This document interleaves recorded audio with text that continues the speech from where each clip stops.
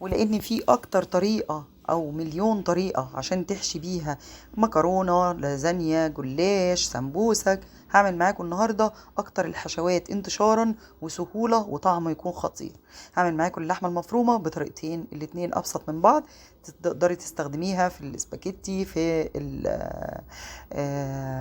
المكرونة البشاميل، في حشوة الجلاش، في السمبوسك. يلا بينا نبدأ الوصفات سوا مع بعض. اول ما ابتديت بالبصل والثوم وفلفل حامي، فصين من الحبهان، وكمان ورق لوري مع الثومه والبصل، ومعلقه كبيره من السمنه، وشوحي كل ده على البوتاجاز. في تعصيقة اللحمه ما بحمرش البصل يا جماعه، يا دوبك بس البصل يدبل كده بنزل باللحمه بتاعتي. التوابل اللي بحطها لها بهارات 7 حبات، فلفل اسود وملح، بس ما بحطش اكتر من كده. اي تزويدات تانية زي زعتر، روزماري، الحاجات التانية ديت، سماق، بسيبها بعد ما بقسم اللحمه في اكياس. لما اجي استخدم بقى اللحمه اعرف انا هوجهها فين، وبزود لها التزويدات بتاعتها. اللحمه دي هعملها لتعصيجة مكرونه بشاميل، او لجلاش، او حتى كمان الصوص البولونيز اللي بيستخدم في المكرونه الاسباجيتي. بس كده ربع كوبايه ميه واسيبها تغلي، وكده تبقى اللحمه دي جاهزه عندي. ده بيبقى شكلها، بيبقى طعمها خطير جدا. تعالوا بقى نعمل حاجه تانية من اللحمه المفرومه اللي بنستخدمها في السمبوسك، وبتبقى مكتله شويه، يعني ماسكه نفسها شويه، ما فيهاش صوص. معلقتين كبار من السمنه والزيت، وبحط كميه بصل كويسه. دي مثلا تقريبا نص كيلو بصل، وانا هستخدم كيلو لحمه. حطيت فلفل حامي فرمته مع البصل والثوم، رشه بسيطه من الفلفل الاسود على البصل بتدي ريحه حلوه قوي وهو على البوتاجاز في الاول. برضو بقلب تقليبه بسيطه كده، وما بستخدمش برضو اي حاجه من الاعشاب العطريه في تعصيقة اللحمه دي. هقسمها اكياس، وكل كيس بقى هحط بعد كده لما اجي استخدم مشروم عليه، كيس تاني احط له مثلا بسله وجزر، كيس تاني احط له فلفل ملون، كده. كيس هسيبه ساده. فانا هقسم في اكياس واسيبها وقت ما احب استخدمها اضيف لها الاضافه اللي انا عايزاها. برضو هحط فصين من الحبهان وورقتين من ورق الغار، وكده تبقى اللحمه عندي خلصت. برضو هي الفلفل الاسود، بهارات 7 حبات، والملح بتاعي. برضو بحط برضو ربع كوبايه من الميه تشربها اللحمه عشان اتاكد من سواها الكامل، وكده تبقى اللحمة عندي جاهزة ما شاء الله زي الفل. ده تاني صنف. تعالوا بقى للفراخ.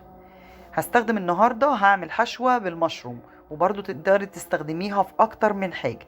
تسهيلات، بتبقى الدنيا سهلة عليكي، وبيبقى وقت مثلا الحشوات بتطلعي الحاجة من الفريزر وتستخدميها على طول. الحاجات دي من الحاجات اللي بتسهل الوقت، مش في رمضان في العموم، في كل الوقت، لكن انا بعملها قبل رمضان تفريزات. ليه بقى؟ عشان يبقى وقت عندك، وقت لقراءة القرآن، عندك وقت للصلاة، عندك وقت للحاجات اللي زي دي.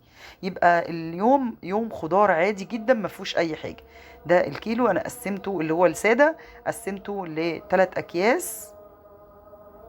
هضيف عليهم بعد كده الاضافات اللي انا حباها. تمام. تعالوا بقى نعمل حشوة فراخ حلوة جدا. لو عجبك الفيديو لحد دلوقتي ما تنسيش تعملي اشتراك وتفعلي الجرس، كمان لايك وشير للفيديو عشان اكبر كمية من الناس تستفيد من الفيديوهات بتاعتنا، وكمان عشان توصلك حاجات رمضان كلها اول باول. الوصفة اللي بعد كده هتبقى الفراخ بالمشروم. معلقتين من الزيت، مش هستخدم بقى سمنة، انا هستخدم هنا صدور دجاج متقطعة. لما بحب اقطعها التقطيعات ديت بحطها، بغسلها كويس واسيبها تتصفى كويس جدا، وبحطها رقات فوق بعضها زي البانيه في الفريزر.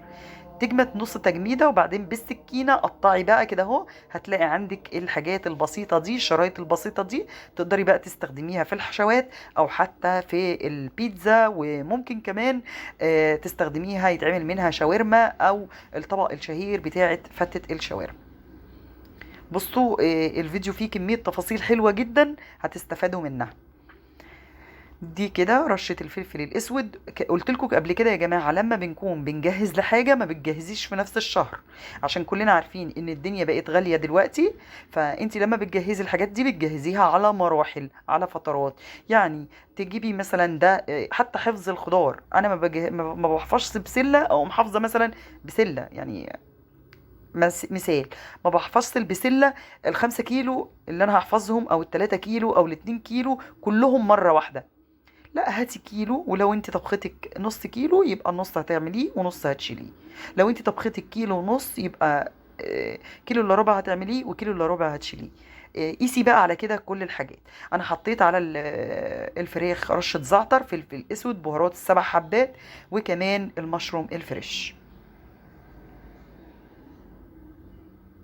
هقول لكم كمان طريقة لحفظ المشروم حلوة جدا. المشروم موجود دلوقتي في قلب السوق وسهل خالص. طريقة حفظه بسيطة، ولما بتطلعيه ما بيكونش دبلان ولا اي حاجة خالص، وبتستخدميه في الحاجات اللي زي ديت. طعمه بيبقى حلو جدا، بيبقى طعمه واخد من الفراخ او من اللحوم، وكمان بيزيدها قيمة غذائية وبيكتر الكمية معاكي. وكده تبقى حشوة الفراخ عندي بقت مظبوطة تمام التمام، وكمان تستاهل تتشال في اكياس. وكده نبقى خلصنا الثلاث حشوات اللي احنا عملناهم سوا مع بعض، بساط وحلوين جدا وتقدري تفرزيهم لرمضان. تعالوا بقى اقول لكم المشروم بطريقته البسيطة والسهلة تحفظيه ازاي وتستخدميه ازاي. المشروم كميته اهي، بياخد سمنة كتير او زبدة كتير، فحطي معاها زيت لانه هو عامل زي السفنجة. بيتحفظ ازاي؟ رشة بسيطة من الملح ورشة بسيطة من الفلفل الاسود، وغلفي كل دوت بالزبدة والزيت على البوتاجاز او السمنة والزيت. بعد كده بتستني لما يبرد، وفي علبة احفظيه في الفريزر. يقعد معاكي قد ايه؟ يقعد معاكي 3 شهور بامان كويس جدا، وهو محفوظ وتطلعيه كأنه فريش بالظبط. حلو جدا، طعمه كويس، بيزود معاكي الحشوات وبيزود القيمة الغذائية، وبيدي طعم في منتهى الجمال مع أطباق كتير. عملت معاكم النهاردة 4 حاجات للحفظ في منتهى الجمال. لو عجبوكم ما تنسوش تعملوا لايك للفيديو. اللايك ببلاش مش بفلوس. كل سنة وانتم طيبين، واشوفكم بخير في وصفات جديدة من وصفات رمضان ان شاء الله. تابعوني، هتلاقوا معايا وصفات جديدة كتيرة مختلفة وكمان اقتصادية. اشوفكم بخير في وصفة جديدة ان شاء الله.